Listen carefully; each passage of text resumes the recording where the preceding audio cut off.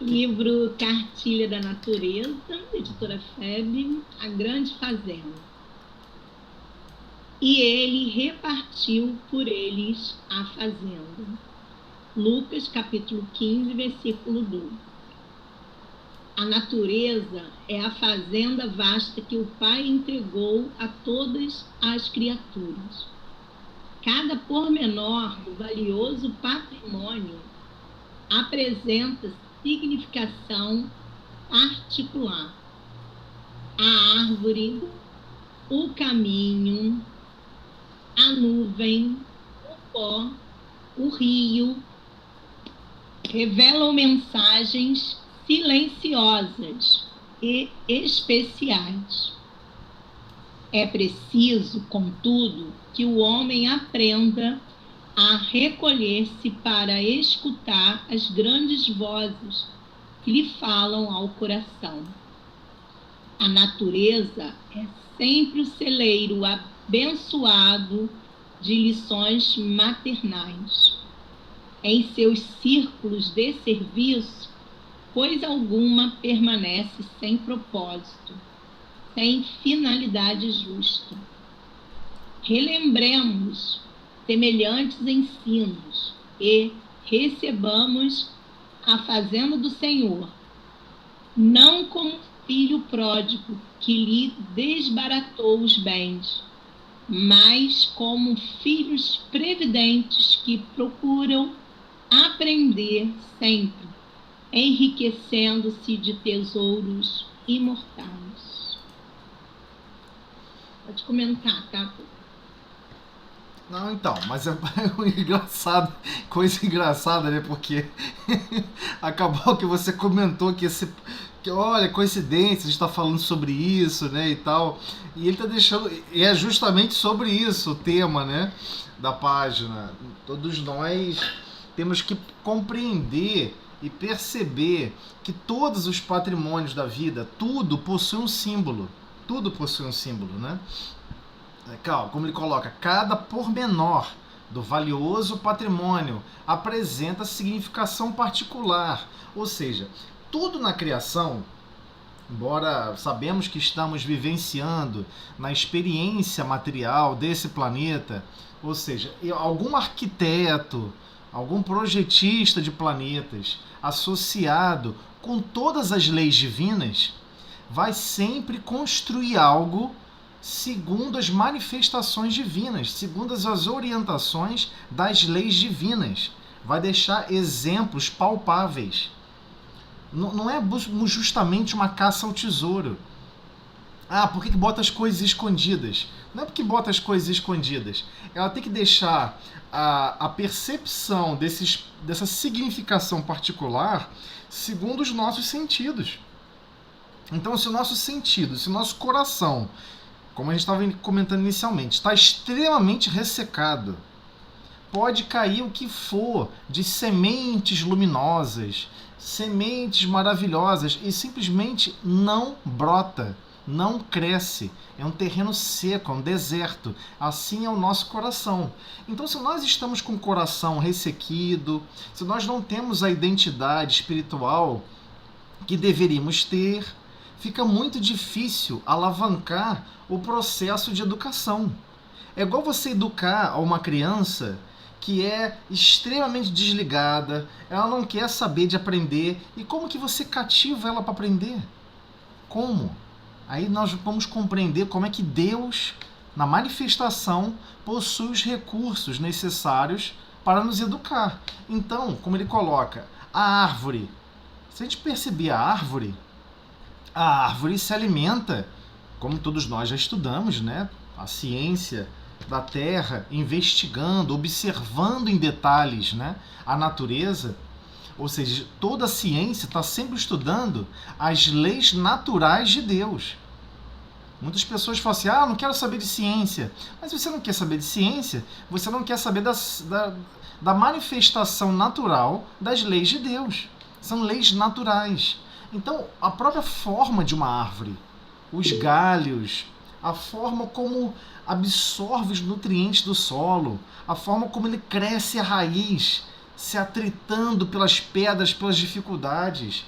É impressionante.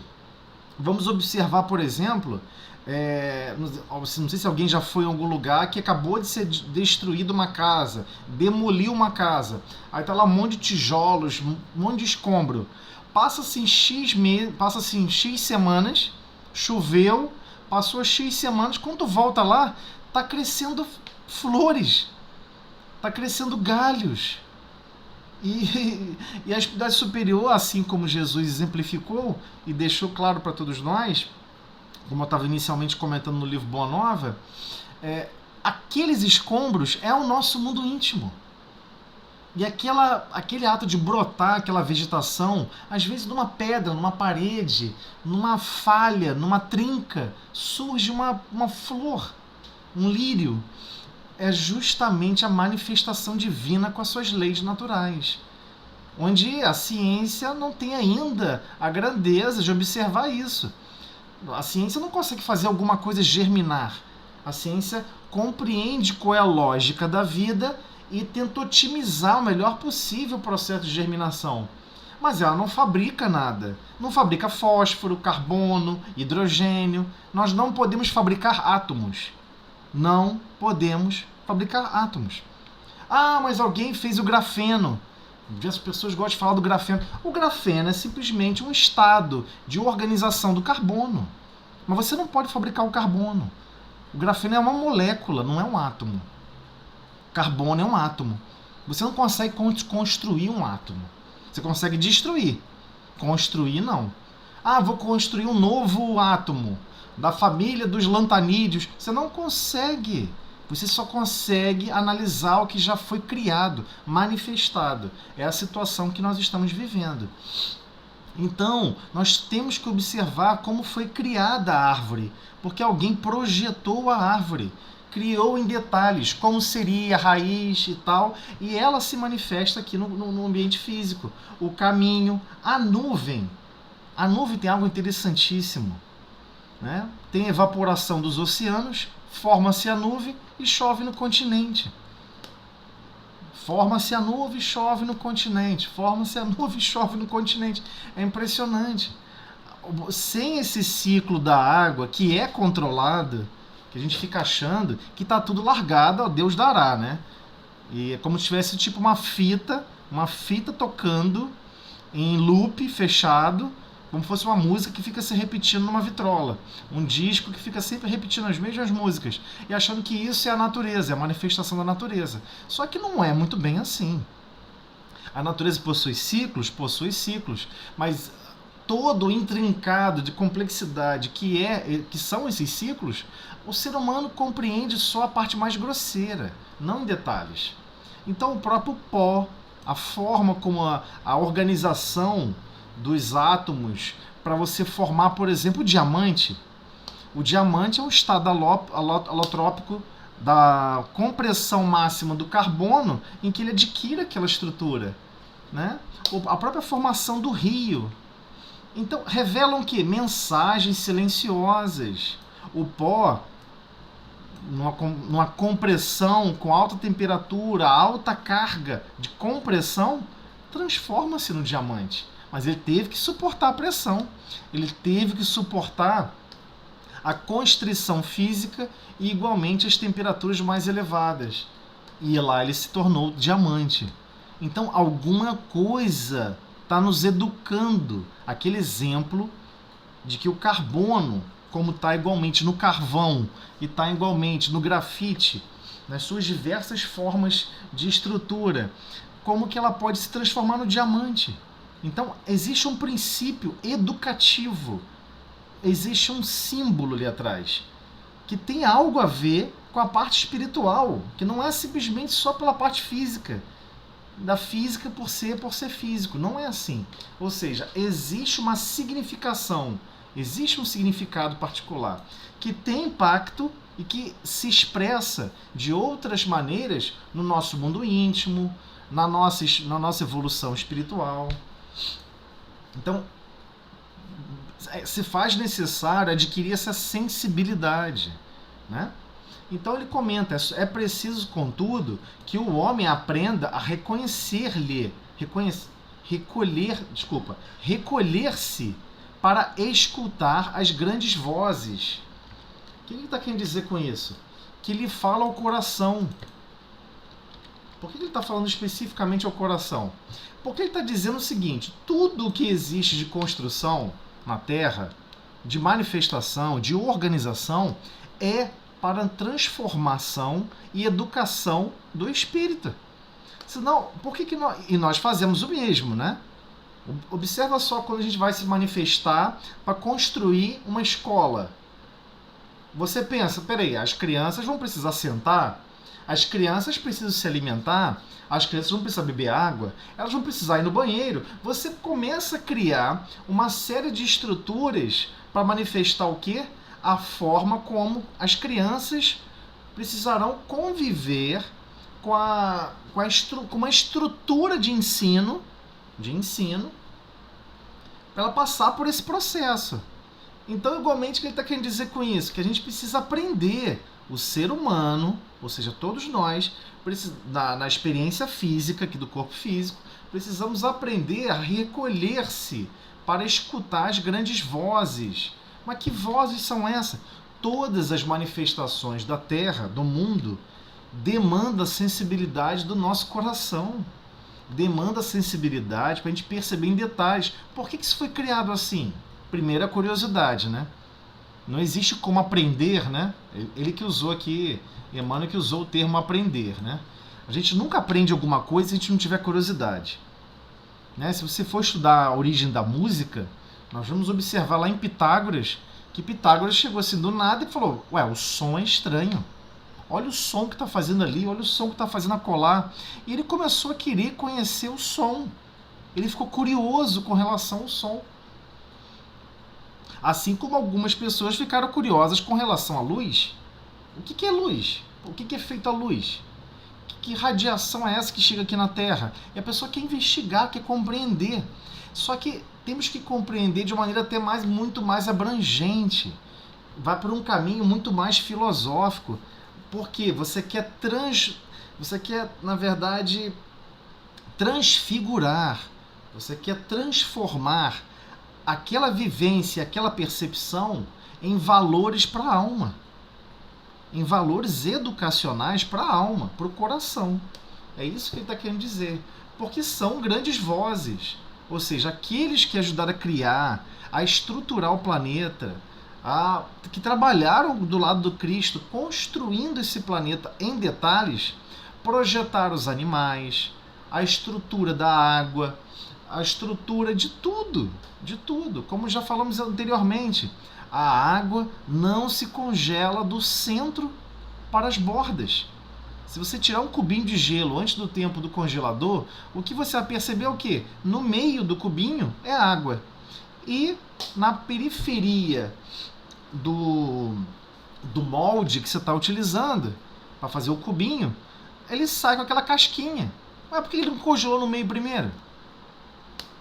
Mas, de novo, você só vai querer ficar curioso porque ele não congelou primeiro no meio, porque você quer aprender. Você quer aprender. Por que não congelou no meio primeiro? Porque ele começa pelas bordas e não no meio. E a gente vai descobrir que é parecido conosco. Nós começamos a nos magnetizar e a nos prender e a nos transformar da borda para o centro da nossa alma, imaginando que o coração é mais central a todos nós. Nós não somos tão sensíveis na parte mais interna, igual a água. Nós temos uma dificuldade. Então, aquela manifestação do ato de congelar um simples bloco de gelo tem lições profundas. Só que a gente precisa querer transformar aquela experiência simplesmente física em alguma coisa essencial que descreve a nossa alma, que descreve a nossa forma de agir e reagir, que descreve os nossos sentimentos. Então ele continua: a natureza é sempre o celeiro abençoado de lições maternais. De lições maternais. Aí você fica pensando assim: como assim maternais? Como assim maternais? E como assim um celeiro abençoado? Então, até a forma que Emmanuel está explicando esse versículo, fica enigmático se a gente não transmutar a palavra diretamente que ele está descrevendo em algo mais palpável para os nossos sentidos. Ou seja, em termos de sentimentos reais. Ou seja, Jesus sempre deixou claro, toda a manifestação divina e todas as leis divinas estão manifestas na natureza. Estão organizadas na natureza. Certa feita chegaram assim, no caso foi não foi Filipe, agora não me recordo o nome do apóstolo, enfim, não importa. Um apóstolo do Cristo, depois eu recordo o nome, chegou para Jesus e falou: olha, na cidade agora aqui onde nós estamos visitando, grandes responsáveis do Sinédrio, igualmente poderosos ligados à organização de Roma, querem conhecê-lo, estão solicitando a sua visita na casa deles para que você possa expor a doutrina e apresentar o evangelho. Você poderia, Senhor? E ele insiste, ele fica insistindo. E Jesus faz uma pergunta que quem está observando, está no livro Boa Nova também, quem observa as perguntas que Jesus faz fica sem sentido. Jesus pergunta assim: mas por que eles querem ouvir eu falar de Deus? Por que eles querem ouvir de mim falar de Deus? Que é estranho, né? Senhor, eles querem conhecê-lo, eles querem conhecer o que você ensina. Aí Jesus pega e comenta: mas se eles não estão observando a manifestação divina natural e na natureza, por que eles vão reconhecer a manifestação divina só porque eu estou falando? E é estranho, porque parece que o Boa Nova está escrevendo, não era para os discípulos, é para todo mundo o tempo todo. Você pode ler 10.000 vezes, o livro parece que acabou de ser escrito ontem. Não parece que Jesus falou isso há 2.000 anos atrás. Se a gente realmente não percebe a manifestação divina na natureza, por que a gente vai querer ouvir Emmanuel falando sobre a manifestação divina? E por que a gente vai acreditar e vai dar mais valor ao que o Emmanuel está falando se a gente não consegue perceber por nossos próprios olhos? É estranho, né, ele colocar nesses termos, mas fica muito palatável. E justamente nessa frase: a natureza é sempre o celeiro abençoado. Por que o celeiro? Porque nos alimenta. Nos alimenta. Imagina um dia, olha, nunca mais vai conseguir, né, surgir na Terra, né? Ninguém sabe por quê. Alguém desligou a germinação do arroz, do feijão e também da soja e do milho. Acabou. A humanidade entra em falência. Desliga a humanidade. Vai desencarnar todo mundo em massa e acabou. Não tem como sobreviver na Terra assim, sem o ato de germinar cada uma desses processos. Então, por isso está falando, a natureza é sempre o celeiro abençoado. Só que você tem que perceber isso. Você tem que perceber que você não controla a germinação. Ah, não, mas eu controlo sim. Eu lá na germinação, eu cavo a terra, eu adubo, eu coloco potássio, Então, mas não é você que controla germinar a planta. Você só controla os pré-requisitos mínimos físicos de observação das leis naturais. Existe uma lei natural ali que você precisa de certas condições de adubo, de água, de rodízio e tal. E ali, de repente, a vida brota. Mas você não conseguiria fazer isso do zero. Como a gente não consegue.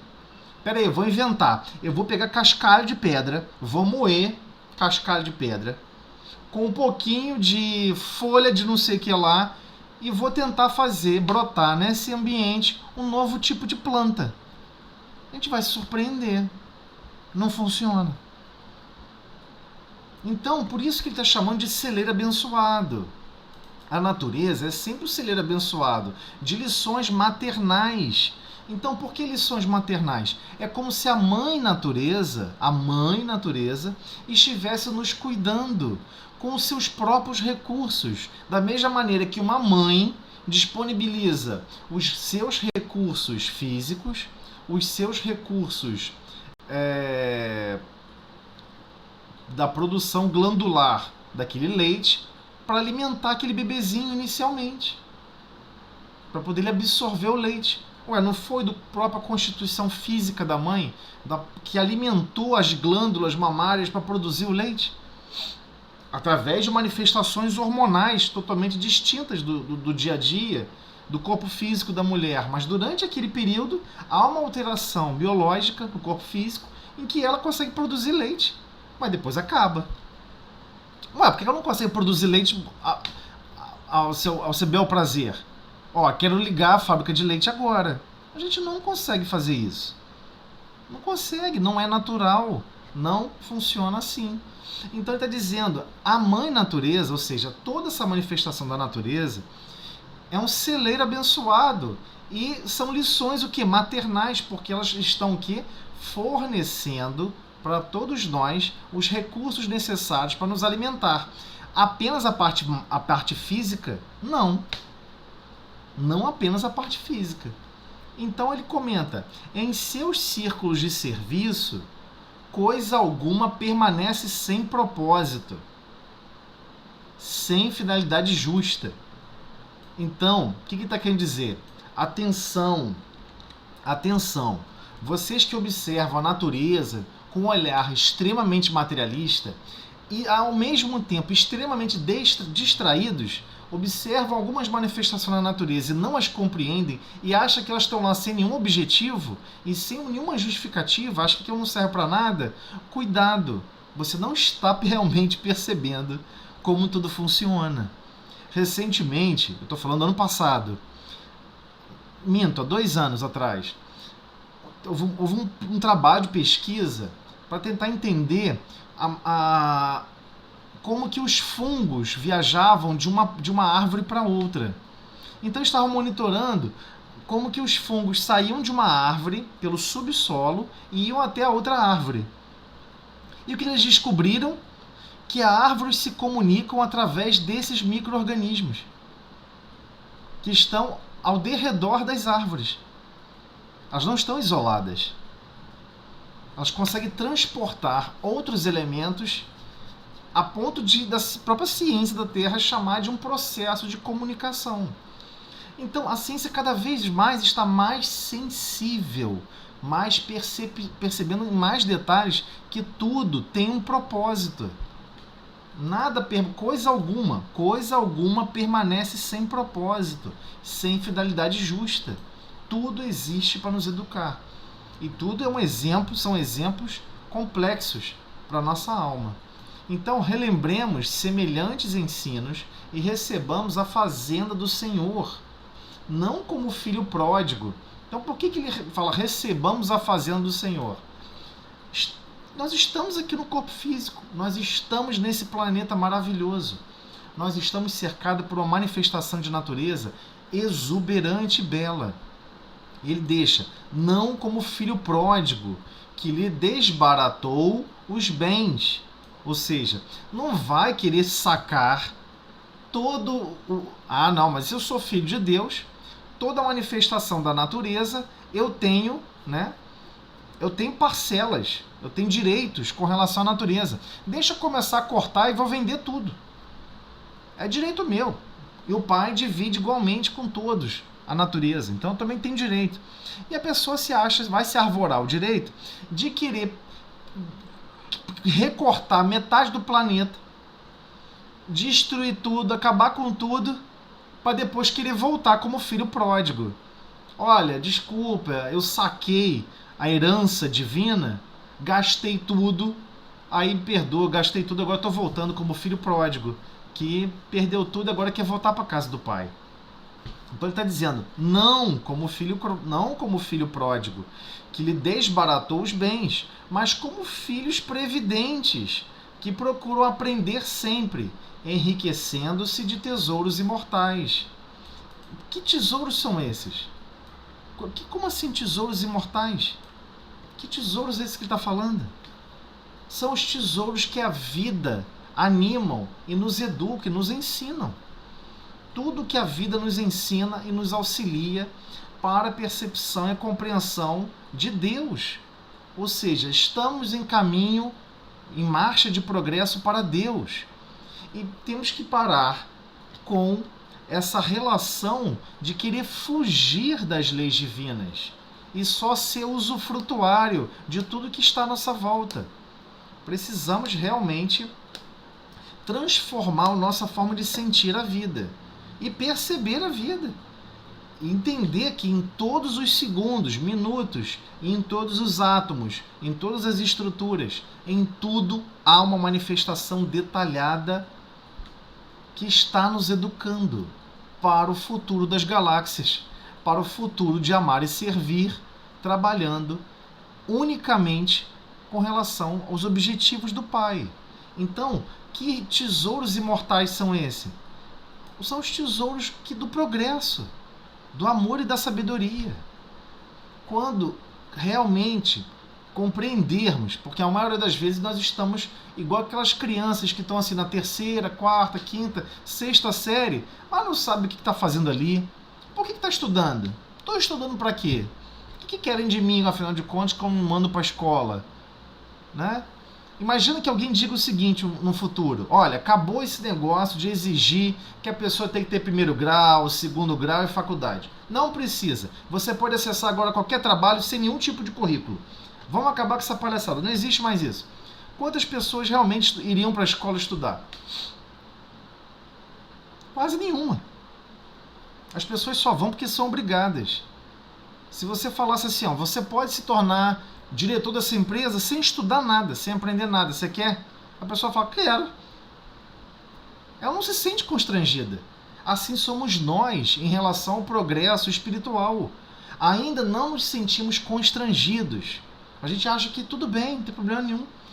Não saber ainda amar, não dominar a sabedoria, como empreender com o conhecimento segundo os moldes divinos. A gente ainda acha que isso não é problemático. Né? Diversas pessoas querem viajar para outros planetas. Poxa, né? Tô vendo que uma galáxia lá, XPTO, tem um planeta parecido com a Terra. Eu vou para lá também para explorar. Qual é a maior mineradora do planeta? Qual a maior empresa mineradora do planeta? É a NASA.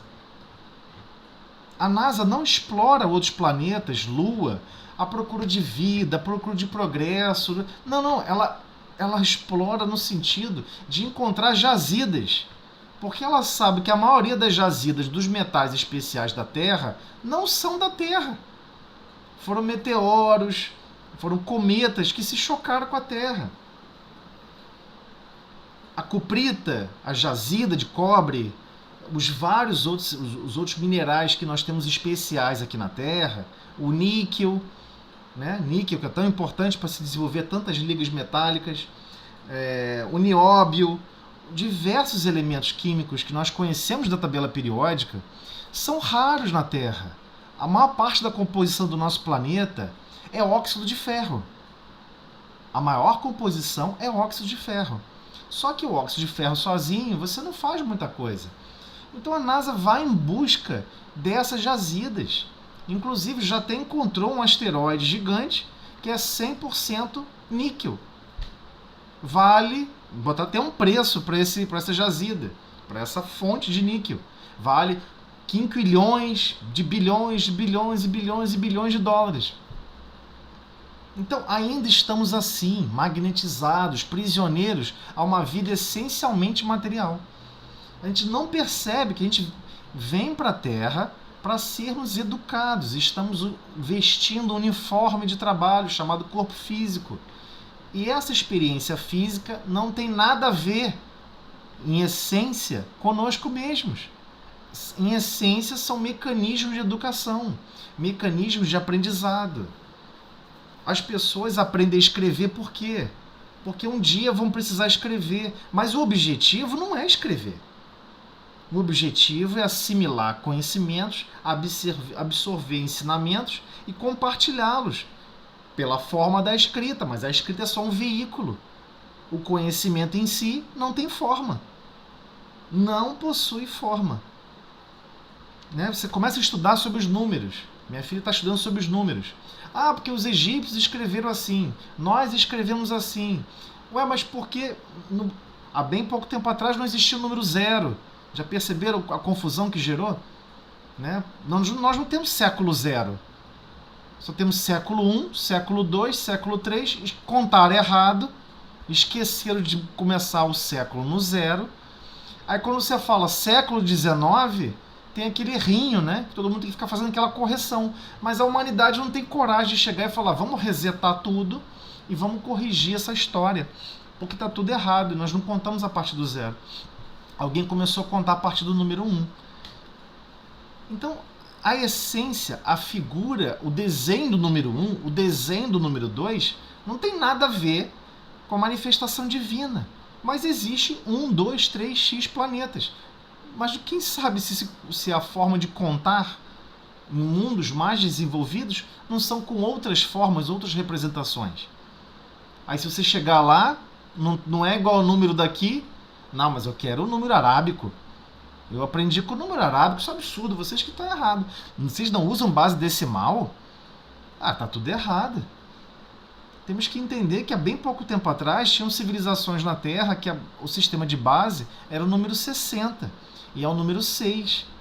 Por quê? Porque quando você olha para sua mão, todo mundo pode olhar agora, se você olhar as falanges do seu dedo, vai de 3 em 3, tirando o dedão, é claro. Então, numa única mão, em 4 dedos, você possui 16 pedacinhos de falange. Então, eles contavam antigamente assim, de 6 em 6, de 3 em 3. Não se contavam como conta hoje. E o pior, se você olhar aquelas civilizações, por exemplo, a civilização maia, se perdeu na história, ninguém sabe compreender como eles faziam contas na base 60. A base de conta deles é de 60 em 60. Então não se perdeu, ninguém sabe como que eles faziam aquelas contas. Ou seja, essas civilizações que passaram pelo planeta não utilizavam essa forma de matemática que nós utilizamos. Mas nem por isso a manifestação da natureza está alterada por isso, né? Então temos que compreender que esses ensinamentos, os ensinos que nós recebemos dessa grande fazenda do Senhor, né, que a natureza nos ensina, elas possuem um objetivo justo, que vão enriquecer, vão nos enriquecer com tesouros imortais. Ou seja, tem exemplificações na natureza de detalhes das leis divinas que ainda não compreendemos, mas estão lá manifestados em formas físicas, em símbolos físicos. E a gente tem que aprender a interpretá-los, né? Mas eu já falei demais, vamos lá. Não, mas foi ótimo. Informações ótimas. Luciene, faz a prece pra gente. Hoje Carlão faz aniversário. Então vamos vibrar aí para Carlão. Luciene? Luciene?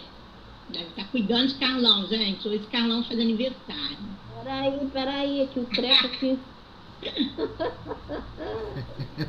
Peraí, que estava desligado. Eu minimizei para poder ver a página pelo Evangelho Todo Dia.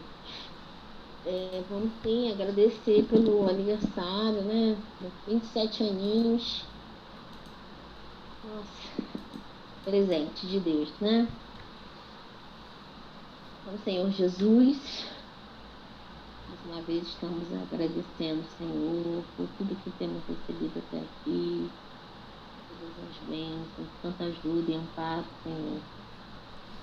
Agradecemos por tudo. Agora, como foi falado, especialmente, né? Agradeço pelo meu filho, esse menino lindo, que Deus me deu a oportunidade de ser mãe nessa encarnação, que eu amo tanto, Senhor. Muito obrigada. Me ensina também, né? Todos os dias ele me ensina um pouquinho. Eu aprendo muito com ele, muito mesmo. Pedimos ao Senhor Jesus que possa nos ajudar no entendimento, das questões espirituais, dos seus ensinamentos, que possa ampliar o nosso entendimento das questões espirituais, Senhor, da vida. E pedimos pelos nossos lares, nossos amores, por toda a humanidade, nossos irmãos de humanidade. Estamos aí com um processo, né, de uma iminente guerra entre a Rússia e a Bulgária. Então, eu possa tocar no coração desses presidentes, primeiros ministros, enfim, desses governantes, para que haja paz, Senhor, para que haja harmonia, para que haja um entendimento fraterno, e que isso possa passar, Senhor. Então, agradecidos estamos todos por podermos participar dessa reunião. Muito obrigada, Senhor. Com essa prece, pedimos permissão para começar a continuar o nosso estudo da noite. Muito obrigada, Senhor. Essa guerra também, né, Tosélia? A briga pela mãe natureza, né? Do que ela nos dá, né? Olha a grande fazenda aí sendo usurpada. Um egoísmo ainda recrudescido, né? Um egoísmo muito forte ainda, né? Vai demorar para passar esse processo. É natural, né? Infelizmente é natural. Mas vamos lá. Eu preciso preciso da sua ajuda para me achar aqui. Andréia que sabe a página, porque a Andréia tem a página igual. Fala, Andréia. 70. 270. A sua também, 270 aí, Estamos na identificação do espírito comunicante. Tá, ok, deixa eu tentar. 270, né? Linguagem utilizada. Não. Deixa eu compartilhar aqui a tela, que aí vocês vão me ajudando aí.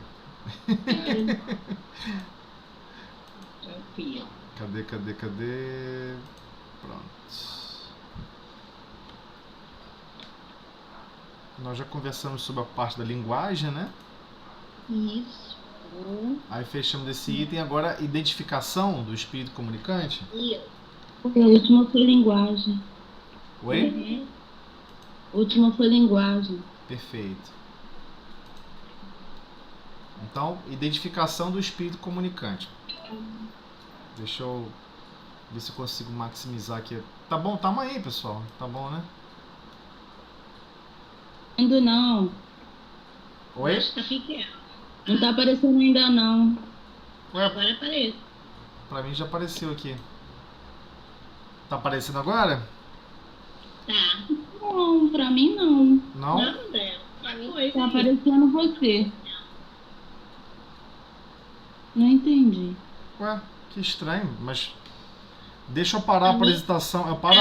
Deixa eu parar a apresentação Mas e começar olha de só, novo. velho, não tem importância não, porque eu tô com o livro, tá? Ah, então tá bom. Eu tava preocupado de você não estar com livro. Se você tá com livro... Não, tá tudo bem, pode deixar. Tá bom, deixa eu voltar aqui para a apresentação então.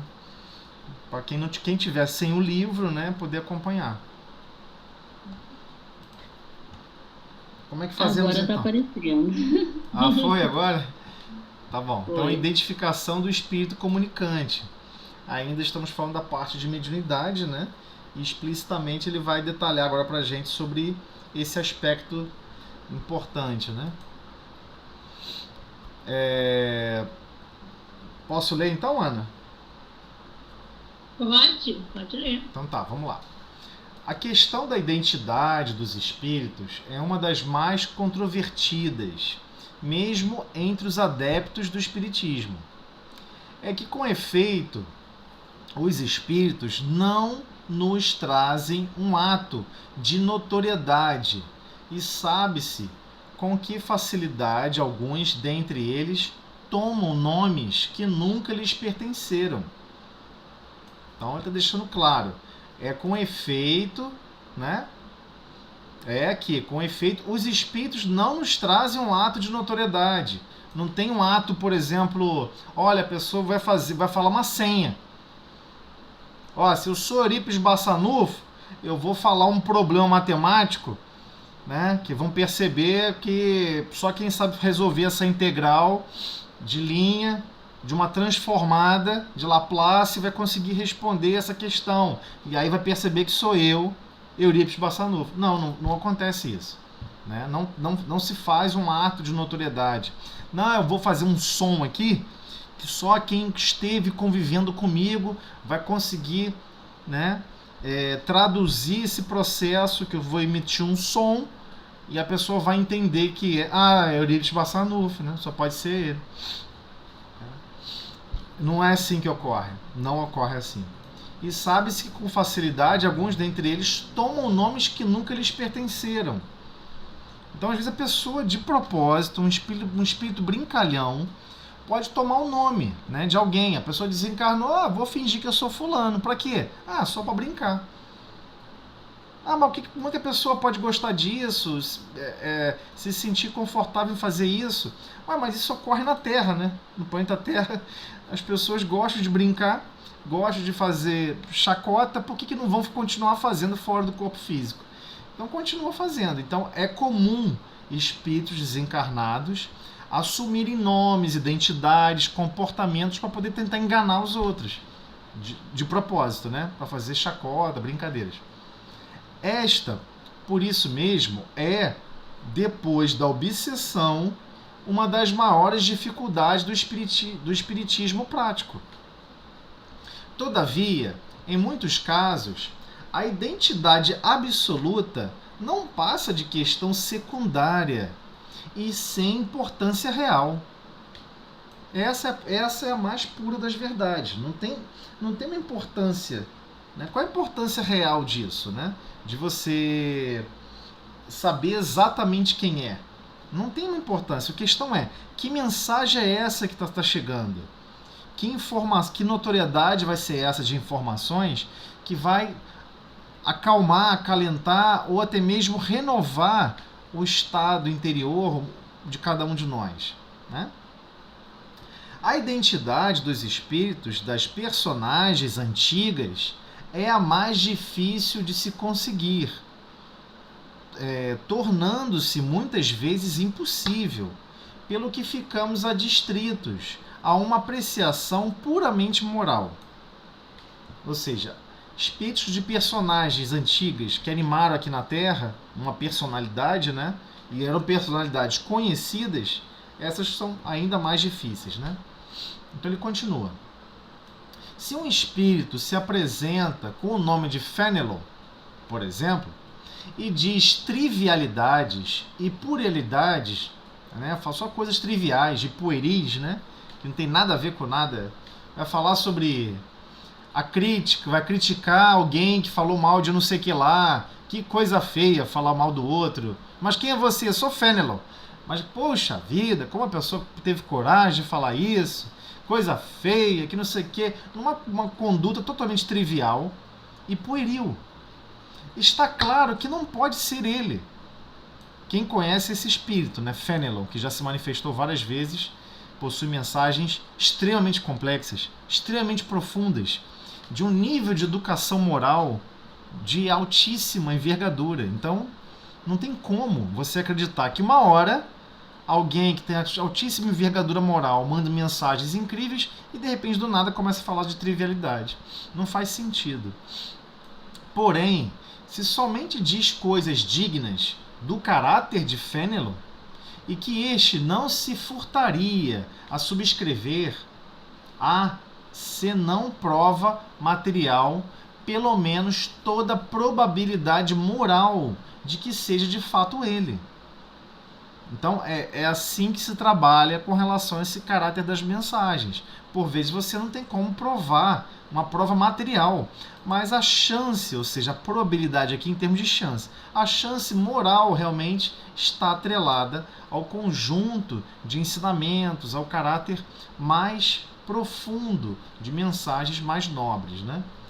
Nesse caso, sobretudo, é que a identidade real se torna uma questão acessória. Se torna uma questão acessória. né? A chamada vai terminar. Você vai abrir outra... Eu já abri uma chamada e eu vou botar o link agora. Tá bom, então eu vou encerrar aqui. Tá? Aí nós vamos pra lá. Tá ok.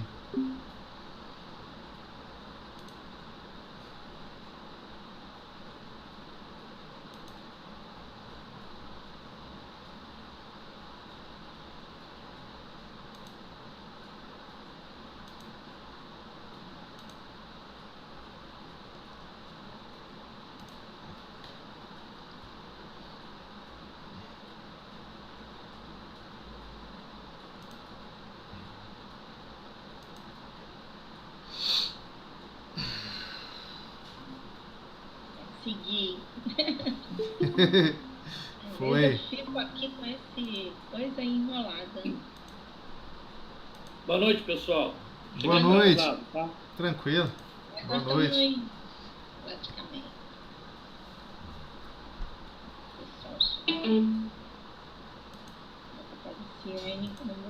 Não sei se eu estou me fazendo claro nesse sentido. Então, por exemplo, como é que o mundo científico funciona? Vamos supor que todo mundo aqui fosse cientista, cada um de nós. Ana é uma cientista, José é um cientista, todo mundo aqui é cientista. Aí Ana bolou uma nova hipótese para explicar um certo fenômeno. Você vai escrever as suas hipóteses, vai escrever um pouco sobre os seus experimentos, mas o que dá realmente grandeza é você colocar aquilo para o público analisar.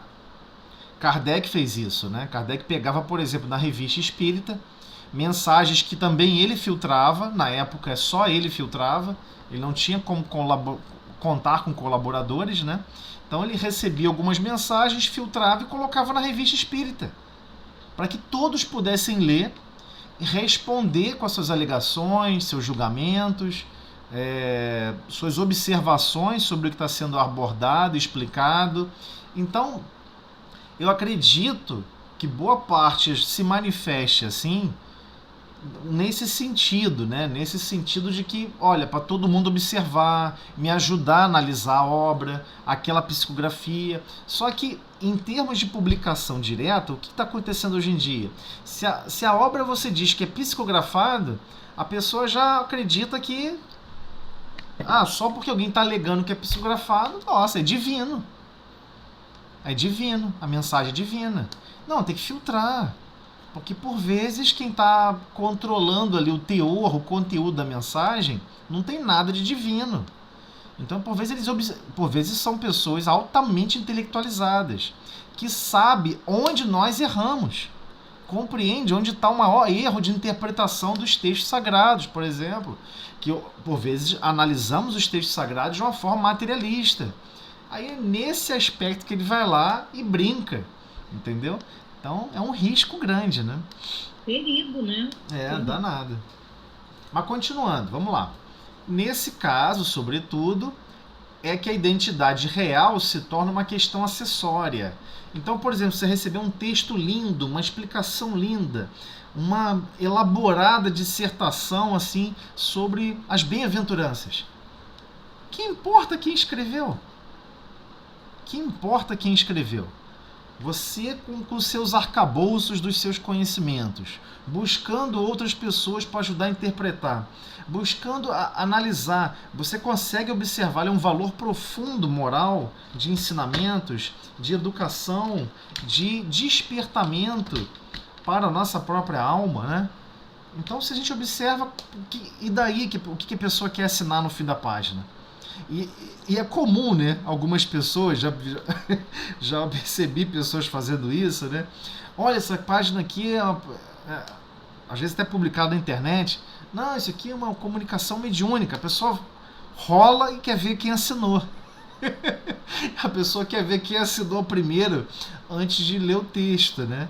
Então é complicado. É complicado. É muito mais vício humano, né? Do conformismo humano, inclusive da nossa forma de falar, né?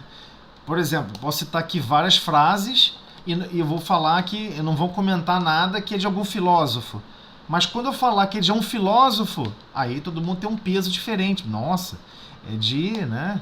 Poxa, é de Nietzsche, é de fulano, é de Beltrano, é de... É engraçado isso, né? A pessoa dá um valor maior para o que está escrito em relação a quem assina, quem é o autor. Isso é puro e simplesmente uma reação materialista da nossa parte. Mas é difícil a gente perceber isso. Mas é comum, muito comum. Então ele continua. Desde que o espírito só diz coisas aproveitáveis, pouco importa o nome sob o qual as diga. Não importa. À medida que os espíritos se purificam e elevam na hierarquia, os caracteres distintivos de suas personalidades se apagam, de certo modo, na uniformidade da perfeição. Olha que lindo, né? Esse texto aqui. À medida, olha só o que ele está falando, à medida que os espíritos se purificam e se elevam, né? Ele está mais purificado, mais elevado na hierarquia dos espíritos, né? Os caracteres distintivos que você percebe, esse aqui é Beltrano, né? É Ciclano, que tem uma personalidade forte, elas se apagam. Tudo que é dualidade passa a se tornar uno. Tudo tende a Deus. E só vai estar em congruência com Deus se tiver sem personalismo.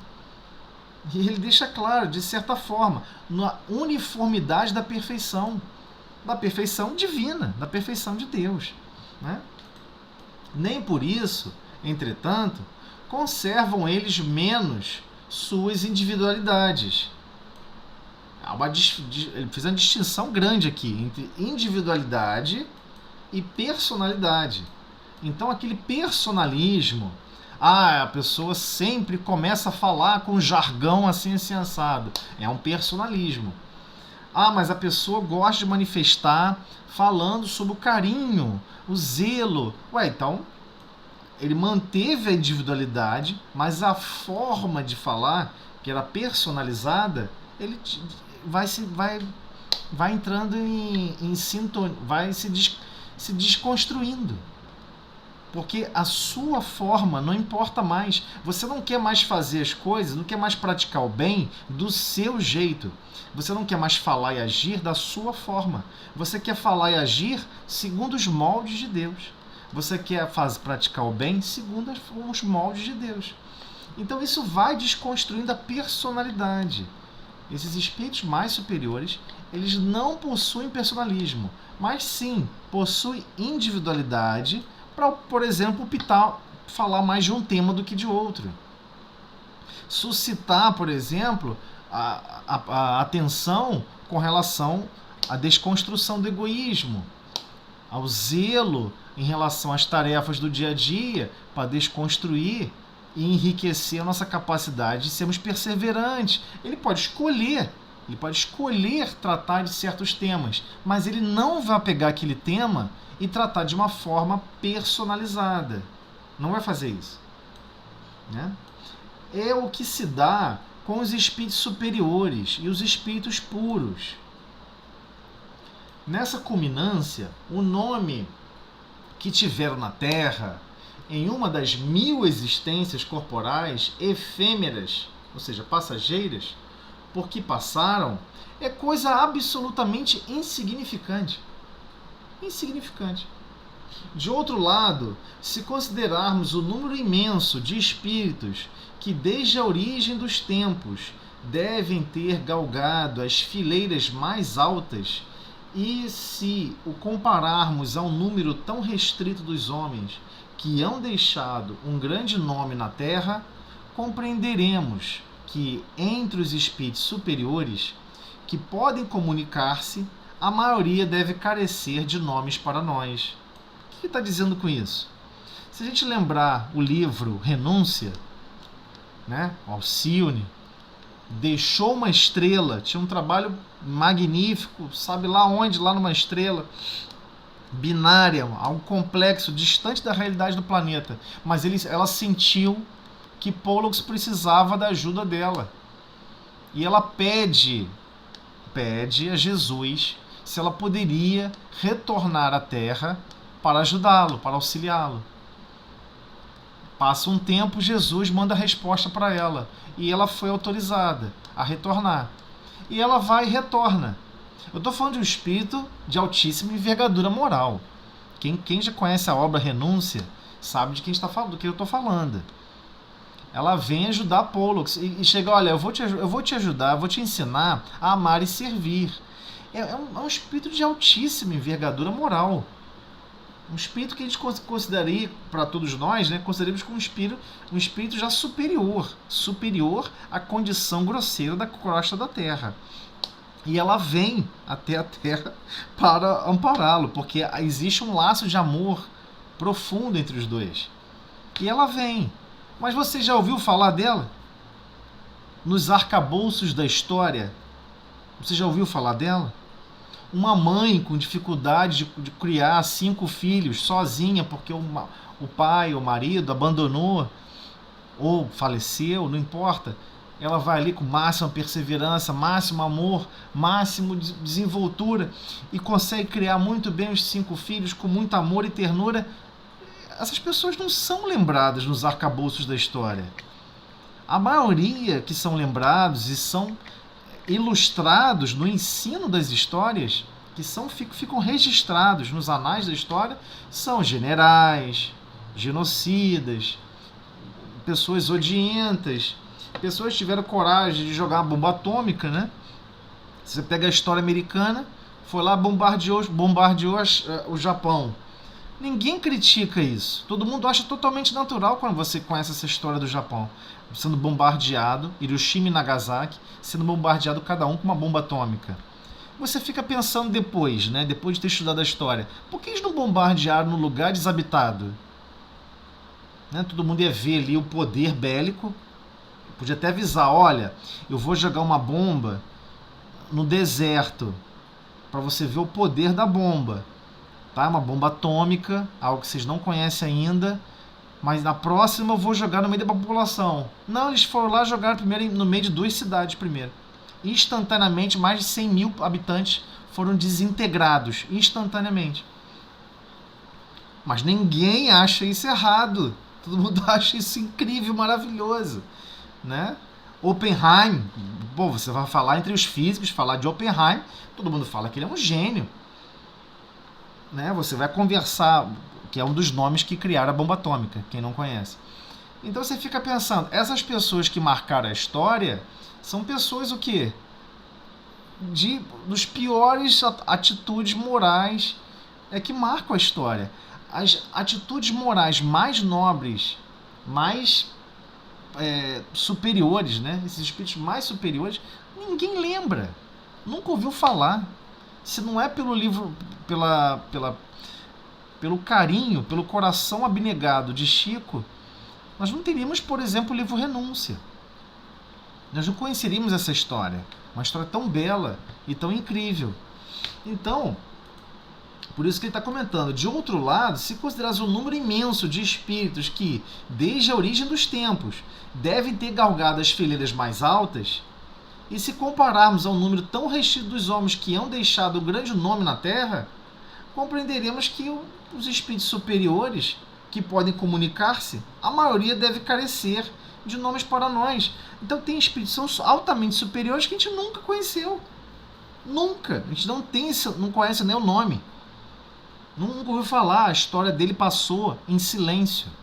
Porque o bem, a manifestação do bem e do amor, ela não é barulhenta, ela não causa ruído, ela não causa choques, ela causa harmonia, ela causa contentamento, ela causa brandura, afabilidade, doçura, causa todos os aspectos que a maioria, na verdade, não está buscando. E por não estar buscando, por que você vai valorizar o que você não está buscando? Né? Então esses espíritos a gente não conhece, nunca ouviu falar, mas não quer dizer que nunca deixou de ter, né? Sempre houve.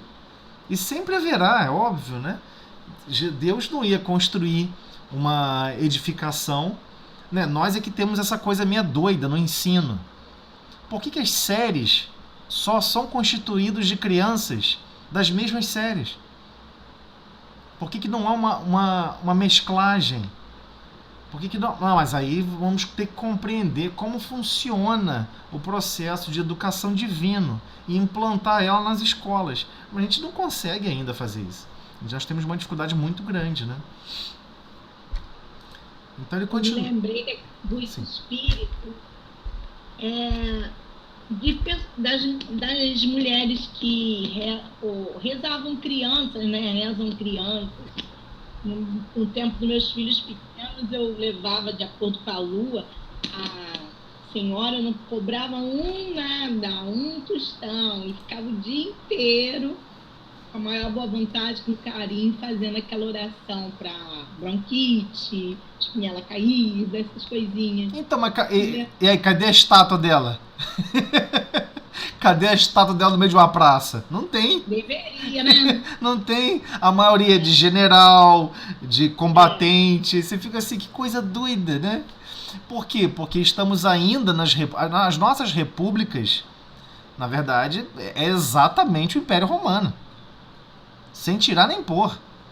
Só está um pouquinho adocicado com algumas transformações. Mas ainda é exatamente o Império Romano. E todo mundo só quer viver igual a senador romano. O objetivo da pessoa é viver igual um senador romano. Comer, beber e possuir os patrimônios de poder e patrimônios financeiros igual de um senador romano. Então é muito difícil. Então a gente não conhece aquelas pessoas que muito amaram, muito se dedicaram, se empenharam. Ninguém conhece, ninguém ouve falar. Né? Muito triste. E por vezes são exemplos lindíssimos, né? E são exemplos que, se estivéssemos realmente educando, imagina uma escola, né? Uma escola que educasse por esses princípios, né? Não vamos falar nem de educação, mas que ensinasse esses princípios de como melhor utilizarmos os recursos do planeta de uma forma mais equilibrada, de como igualmente convivermos uns com os outros de maneira mais equilibrada, nos importando mais uns com os outros, né? Imagina que alguém possa desenvolver uma empresa e você fala, olha, se a empresa for desenvolvida e ela começa a gerar muito lucro para os sócios, ela tem que ser partida ao meio. Para ter mais sócios e não gerar concentração de riquezas para uns, porque o objetivo da empresa é distribuição igualitária de recursos e possibilidades para todos. Ninguém está falando em reduzir salário de ninguém. Mas, poxa, por que um sócio fica bilionário, trilionário e os outros ganham um salário que mal consegue manter uma família? Então, são esses paradigmas que todos nós vamos ter que nos desafiarmos todas as vezes que retornamos ao planeta. Né? Se nós estamos totalmente mergulhados com essa concepção, aceitando e até colaborando nessa concepção, nosso coração ainda está totalmente ressecado, né? Sem o real contributo, né? Para com as leis divinas. Então, quando ele cita essa questão dos espíritos mais superiores, que sim, vêm à Terra, mas só que vive uma vida humilde. Ele não quer se destacar, ele não quer chamar atenção, ele quer, na verdade, auxiliar, amar e servir mais profundamente com os seus ideais do seu próprio mundo íntimo, aquilo que ele construiu. Então, ele já construiu uma torre dentro do mundo íntimo dele, ele consegue ver longe, ele consegue ver os objetivos que ele tem que cumprir longe, qual o tamanho da tarefa, aonde vai ter problema e como que ele deve agir e reagir.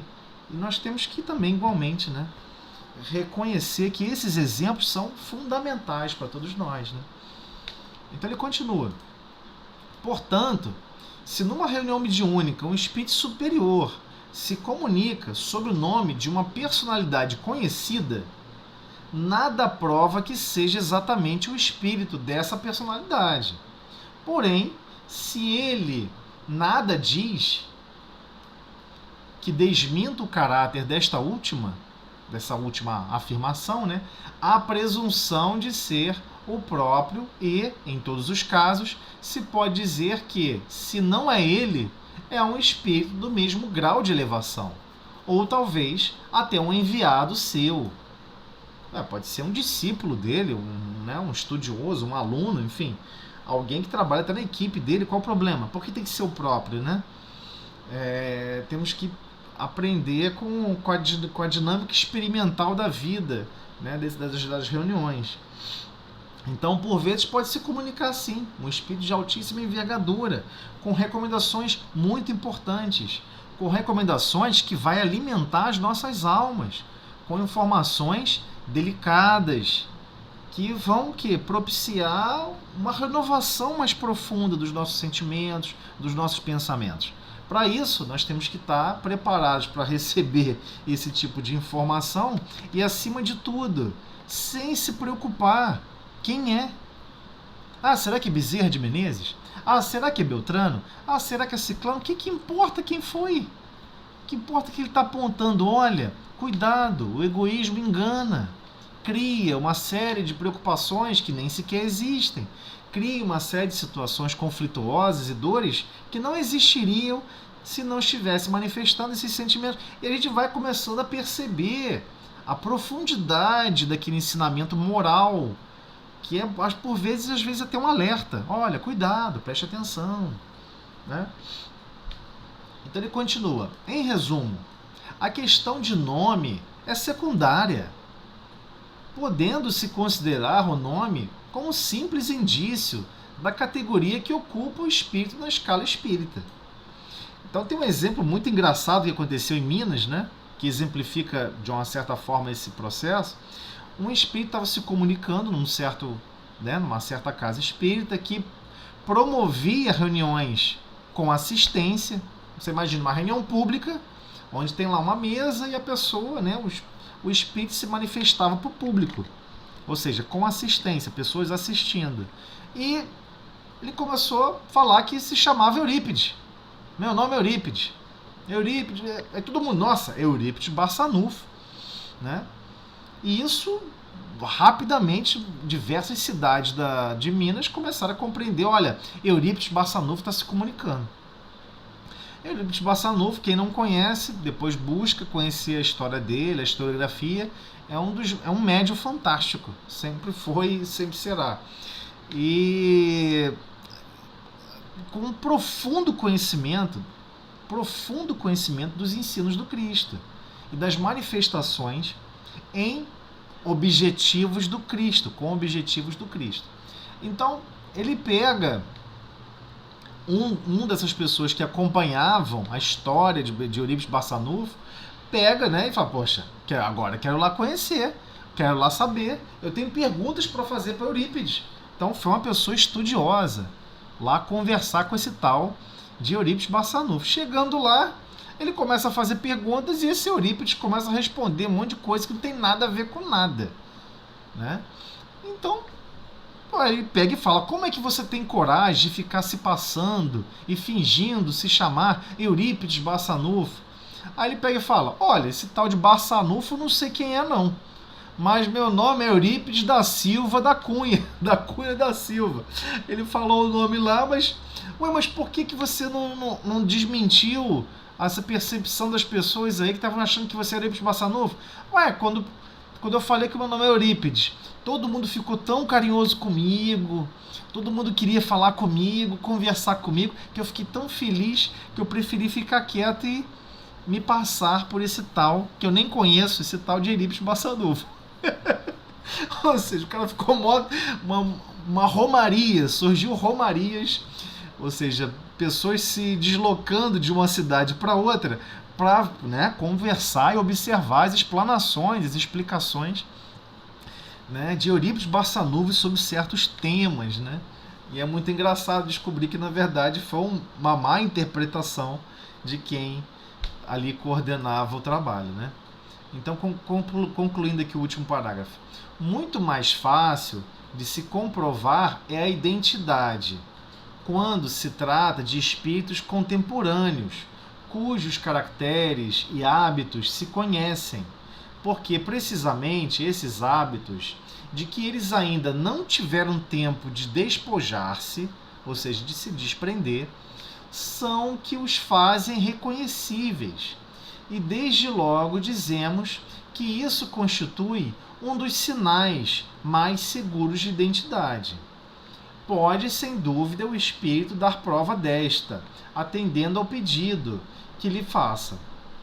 Mas assim só procede quando lhe convenha. Então, claro que se o objetivo daquela comunicação, daquele espírito, ele quer passar uma informação, ele não vai, se ele é superior realmente, ele não vai ficar preocupado em convencer quem ele é.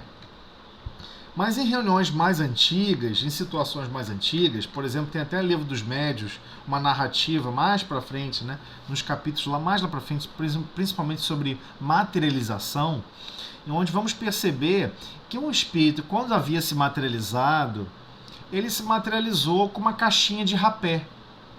A roupa, né, a indumentária, a forma de falar e a caixinha de rapé. Rapé, já ninguém mais sabe o que é isso, né? Só quem buscar no Google aí vai conseguir encontrar. Rapé era uma caixinha, porque antigamente espirrar era uma coisa chique. Imagina atualmente, na época de pandemia, você ficar espirrando. Você puxar uma caixinha de rapé do bolso para irritar a sua narina para você espirrar. Então espirrar era uma coisa chique. Então as pessoas carregavam uma caixinha de rapé, né? Desse produto.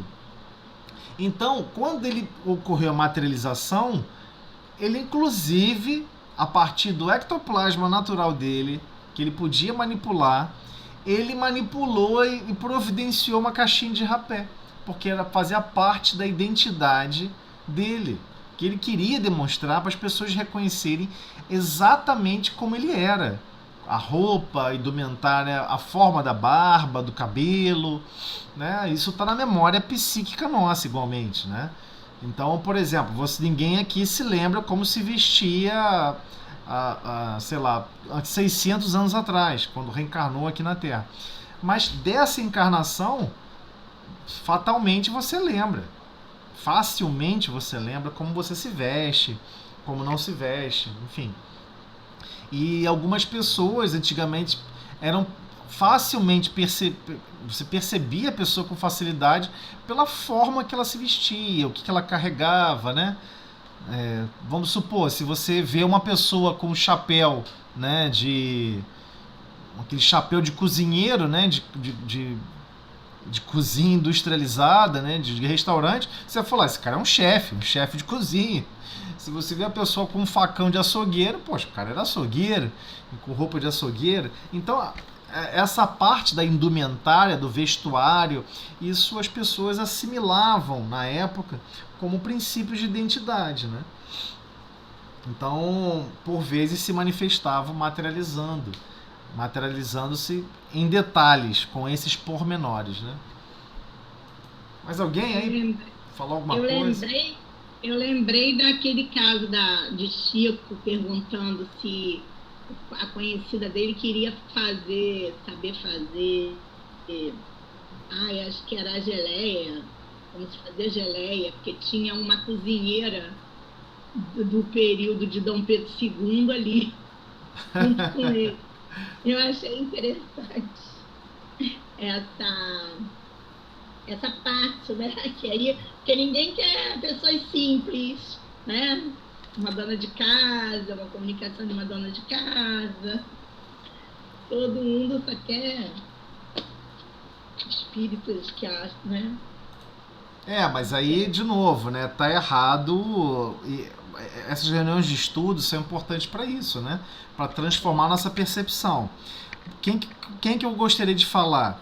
Com alguém que amou muito, com alguém que renunciou muito, ou com alguém que teve visibilidade e progresso material na Terra. Eu quero falar com quem conseguiu vencer as limitações, vencer os seus próprios problemas, suas próprias complicações, né? Você não tá... Depende do que você está buscando, né? Então, a ideia da reunião mediúnica é para justamente enfatizar e dilatar essas percepções. O que é mais importante, né? Em termos de busca, se estivéssemos realmente buscando, né? Buscando escolher um princípio de comunicação. Quero escolher, quero conversar com quem teve uma capacidade de perdão incrível, uma capacidade de tolerância a certas foi maltratado, certas implicações que a pessoa conseguiu perdoar, né? A pessoa de repente foi escravo por sei lá, 60 anos e perdoou o dono do engenho. Pô, eu quero conversar com esse cara. Que esse espírito, ele conseguiu fazer uma grandeza incrível, né? Que caráter de vontade é esse? Que vontade foi essa? Incrível que a pessoa animou para poder suportar todas essas situações e não se revoltar, não desejar revide, não criar animosidade no próprio coração, né? Quem você quer conversar? Quer conversar com essa pessoa do ponto de vista de confabular sobre esses ensinamentos, né?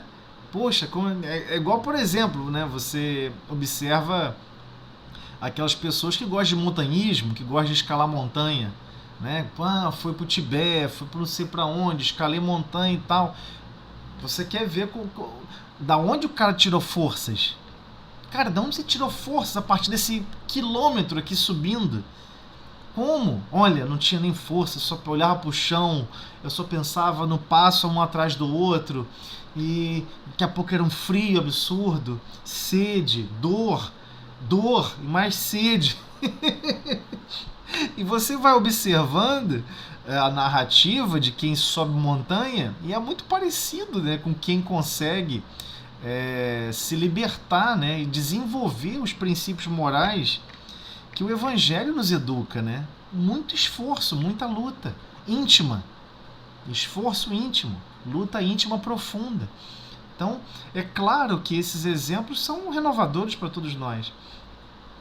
Entre conversar com uma dona de casa que amou profundamente os filhos, né, sempre buscou exemplificar os princípios divinos para transformar, arremessar aquelas almas para frente. Eu acho que eu queria falar com ele ou com um general que pilotou guerras e guerras, que criou uma lógica perversa de como desenvolver certas vitórias materiais inúteis, que na verdade não são vitórias, né? Por vezes são as piores das piores derrotas profundas da alma, né? Aí lembrei dos mensageiros que nós estamos estudando amanhã, né? Na sexta-feira, que são relatos das pessoas dos médios que faliram. Achei Chico e o mano André Luiz deixou pra gente. Então vamos fazer a prece, né, Tosélio? Você faz a prece aí pra gente. Vamos sim. Senhor Jesus, Mestre de infinita amor e misericórdia, agradecemos, Senhor, as possibilidades de estarmos estudando a terceira revelação através da doutrina espírita, que nos esclarece, nos explica em detalhes os nossos objetivos, mas por vezes compreendemos em termos de lógica, mas ainda não mergulhamos no campo dos nossos sentimentos a edificar novos rumos para os nossos corações. Dai-nos força, Senhor, para que possa germinar no nosso mundo íntimo, no meio dos escombros, no meio dos arcabouços lamacentos e improdutivos do nosso mundo íntimo, as sementes divinas que edifica as possibilidades do amor e da sabedoria para todos, em harmonia com o Pai. Obrigado, Senhor, pelas possibilidades da noite de hoje, segundo a Tua paz e harmonia. Que assim seja. Com essa prece, Senhor, pedimos permissão para finalizar o estudo da noite. Muito obrigada. Obrigada, gente. Boa noite. Ficam com Deus. Tchau, tchau. Boa noite.